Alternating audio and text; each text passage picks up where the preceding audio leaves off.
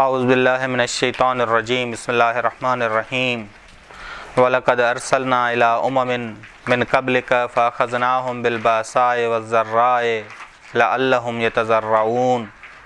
صلوات پڑھیں محمد اور آل محمد، اللہم صلی علی محمد وآل محمد وعجل فرج۔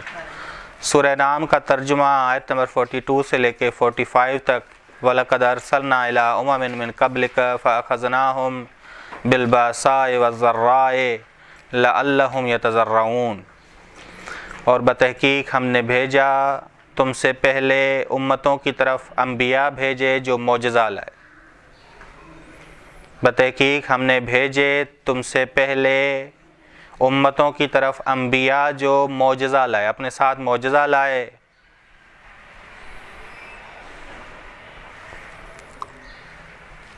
لیکن ہوا کیا؟ انبیاء علیہ السلام تو معجزہ لائے، لیکن امتوں میں اکثر لوگوں کے دل سخت ہوئے۔ تو ہوا کیا؟ فَأَخَذْنَاهُمْ بِالْبَأْسَاءِ وَالضَّرَّاءِ، بس ہم نے پکڑ لیا ان کو شدت والے امتحانات، قحط والے امتحانات سے۔ لَعَلَّهُمْ يَتَضَرَّعُونَ، تاکہ وہ سب اللہ کے حضور تواضع اختیار کریں۔ یتضرعون، تاکہ وہ سب اللہ کے حضور تواضع اختیار کریں، تاکہ سخت امتحانات ان کو اللہ کے حضور متواضع بنائیں۔ بس وَلَقَدْ أَرْسَلْنَا إِلَىٰ أُمَمٍ مِّن قَبْلِكَ، بتحقیق ہم نے بھیجا تم سے پہلے والی امتوں کی طرف انبیاء کو بھیجا معجزوں کے ساتھ، لیکن انبیاء دنیا پرست تھے، حق پرست نہیں تھے، خواہشات پرست تھے، عقل پرست نہیں تھے، وحی پرست نہیں تھے۔ بس ان کو متوجہ کرنے کے لیے ان انبیاء کی طرف ہم نے ان کو سخت امتحانوں میں پکڑ لیا۔ لعلہم یتضرعون، تاکہ وہ سب اللہ کے حضور تواضع اختیار کریں، ان انبیاء کو ان معجزوں کے ساتھ قبول کریں، یہ مراد ہے۔ تاکہ سخت امتحانات ان کو اللہ کے حضور متواضع بنائیں اور یہ لوگ خالص توبہ کریں اور موحد ہو جائیں، توحید پرست ہو جائیں۔ فلولا تضرعوا، یہ اس طرح جڑا ہوا ہے، ہاں، فلولا تضرعوا اذ جاءہم بأسنا، یہ اس طرح جڑا ہوا ہے۔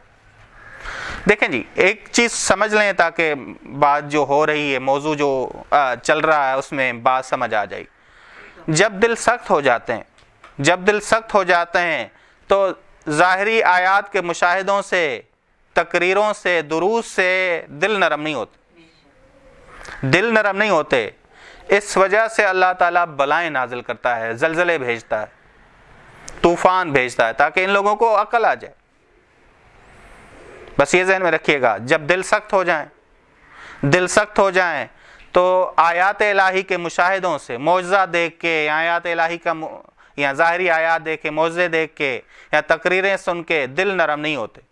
اس وجہ سے خداوند عالم بلائیں نازل کرتا ہے، سخت آزمائشوں میں ڈالتا ہے، قحط بھیجتا ہے۔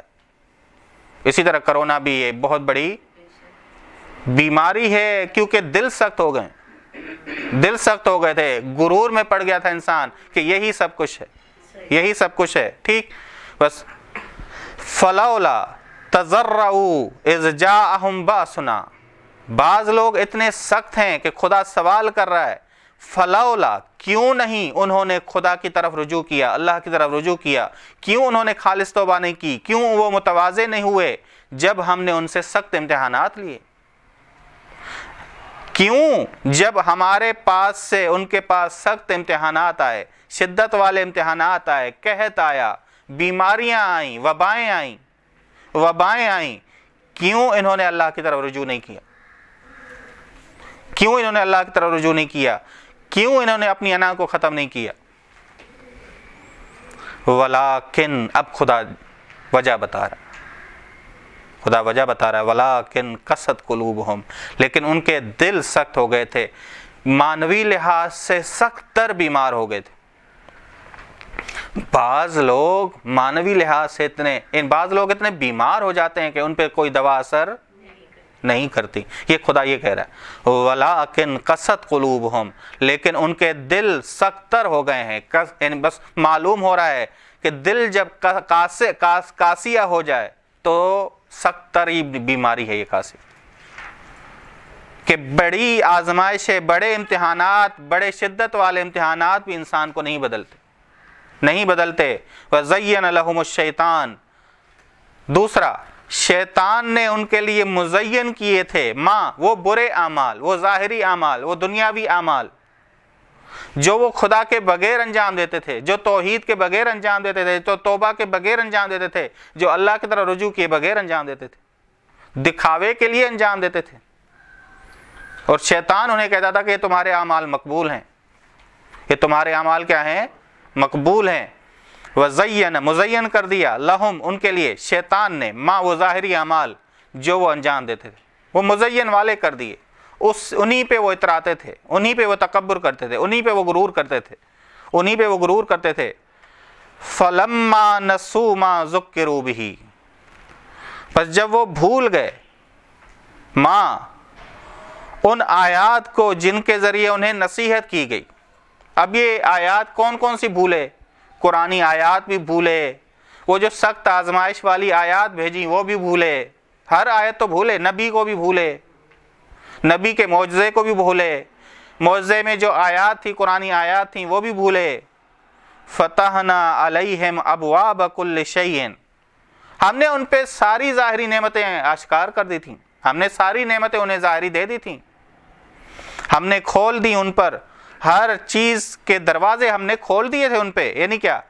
ہماری طرف سے کوئی کمی نہیں تھی، کمی ان کی طرف سے ہوئی، کوتاہیاں ان کی طرف سے ہوئی، خدا کی طرف سے کوئی کوتاہی نہیں ہوئی. خدا نے ظاہری نعمتیں تمام کھول دی تھیں ان پر. بس ہاں جی، فتحنا علیہم ابواب کل شیء حتی اذا فرحوا بما اوتوا، ہم نے ان پر کھول دی تھیں تمام چیزوں کے دروازے، ہم نے ان پر کھول دیے تھے. یعنی ہر نعمت کا دروازہ ان پہ کھول دیا تھا، مراد یہ ہر نعمت کا دروازہ ان پہ کھول دیا تھا. اذا فرحوا، یہاں تک کہ وہ اترائے، متکبر ہوئے، بما اوتوا، جو انہیں دیا گیا اس میں اترانے لگے. کیا اترانے؟ ان کے اندر قارونی فکر آ گئی، ان کے اندر قارونی فکر آ گئی کہ یہ جو ہمیں ملا ہے ہماری صلاحیت کی وجہ سے ملا ہے. قارونی فکر، جو انہیں دیا گیا ہے وہ ان کی صلاحیت کی وجہ سے، ان کی صلاحیت کی وجہ سے، بس یہ نعمت مجھے میری صلاحیت کی وجہ سے ملی ہے، اسے کہتے ہیں قارونی فکر. انما اوتیتہ علی علم عندی، ٹھیک، جو بھی کچھ ملا ہے مجھے میری صلاحیت کی وجہ سے ملا ہے. وعلیکم السلام، ٹھیک. اخذناہم بغتۃ، اب وہ جو عذاب پہلے دیے تھے ان کو سمجھانے کے لیے، لیکن ان پہ وہ اثر انداز، اب جو عذاب آیا یہ عذاب ان کو ختم کر گیا، یہ عذاب ان کو تباہ کر گیا. یہ اب والا عذاب کیا ہوا؟ اخذناہم بغتۃ، ہم نے ان کو پکڑ لیا اچانک عذاب سے، قصہ تمام کر دیا. اس سے پہلے امتحانات لیے، سخت امتحانات لیے. اخذناہم بغتۃ فاذا ہم مبلسون، اس وقت یہ ابلاس میں تھے. ابلاس یعنی کیا؟ ابلاس کہتے ہیں منقطع الحجت، منقطع الحجت. جس انسان کے پاس کہنے کے لیے کوئی الفاظ نہ ہو، دلیل دینے کے لیے جس انسان کے پاس کچھ نہ ہو، اسے مبلس کہا جاتا ہے. اسے کہتے ہیں منقطع الحجت، جس کے پاس کوئی دلیل نہ ہو عذاب سے بچنے کی، رسوائی سے بچنے کی، جس کے پاس کوئی دلیل نہ ہو، اسے مبلس کہا جاتا ہے. جب ہم نے ان پر اچانک عذاب نازل کیا، بس اس وقت وہ ابلاس میں تھے، یعنی منقطع الحجت تھے. منقطع الحجت یعنی کہنے کے لیے کچھ نہیں تھا، عذاب سے بچنے کے لیے کوئی دلیل نہیں تھی. بس کتنا کریم ہے خداوند اعلیٰ، خدا ہر نعمت دے رہا ہے تاکہ یہ موحد بن جائیں.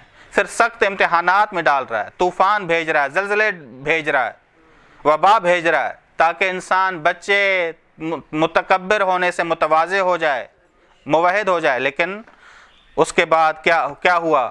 فَقُطِّعَ دَابِرُ الْقَوْمِ الَّذِينَ ظَلَمُوا، صرف یہ نہیں کہ انہیں تباہ کیا گیا بلکہ ان کی نسل کو بھی تباہ کیا گیا، صرف انہیں تباہ نہیں کیا گیا۔ فَقُطِّعَ، بس منقطع یعنی کاٹ دی گئی، ظالم قوم کی نسل کاٹ دی گئی، دابر یعنی نسل۔ اب دابر آئندہ کی نسل کو کہتے ہیں، آئندہ کی نسل کو کہتے ہیں، یا دابر حال میں موجود جو نسل ہے اس کو کہتے ہیں۔ دونوں بھی مراد لے سکتے ہیں ہم، کہ کاٹ دی گئی ظالم قوم کی موجودہ نسل اور آئندہ نسل، مکمل طور پر ہاں جی کاٹ دی گئی ٹھیک۔ بس ابتر کسے کہتے ہیں؟ ان شانئک هو الابتر، آخر تک جس کی نسل منقطع ہو جائے، جس کی آخر تک نسل منقطع ہو جائے اسے ابتر کہا جاتا ہے، ٹھیک ہے، جو آخر تک جس کی نسل منقطع ہو وہ ابتر ہے۔ فَقُطِّعَ دَابِرُ الْقَوْمِ الَّذِينَ ظَلَمُوا، بس ظالم لوگوں کی نسل جڑ کو کاٹ دیا گیا، جو نسل ان کی آئندہ میں تھی اور جو نسل ان کی حال میں تھی۔ وَالْحَمْدُ لِلَّهِ رَبِّ الْعَالَمِينَ، اور تمام تعریف خدا کے لیے ہے جو کائنات کا رب۔ یہ کیا، کیسے یہ آپس میں جڑا ہوا ہے کلام؟ ادھر سے عذاب خدا کی بات ہو رہی ہے اور آخر میں کیا آ رہی آیت؟ وَالْحَمْدُ لِلَّهِ رَبِّ الْعَالَمِينَ۔ کیوں؟ بس عذاب الہی بھی معاشروں کے بہت سارے معاشروں کے لیے نعمت ہے۔ یہ عذاب الہی باعث بنتا ہے کہ انسان موحد بنے، حمد خدا بجا لائے۔ بس تمام تعریف اس خدا کے لیے ہے جو کائنات کا رب ہے۔ بس عذاب الہی سے ثابت ہوا کہ وہی چلانے والا ہے، وہی چلانے والا ہے۔ عذاب الہی سے بہت سارے معاشرے موحد بنتے ہیں، توبہ کرتے ہیں، اللہ کی طرف جھکتے ہیں کہ خدا ہم گناہ گار ہیں، بس ہمیں بخش دے۔ بس عذاب الہی اس وجہ سے کیا ہے؟ حمد خدا ہے۔ والحمدللہ، تمام تعریف اس خدا کے لیے ہے جو کائنات کا رب ہے۔ وصلی اللہ علی محمد اہل بیتہ الطیبین الطاہرین، اللہم صلی علی محمد وعلی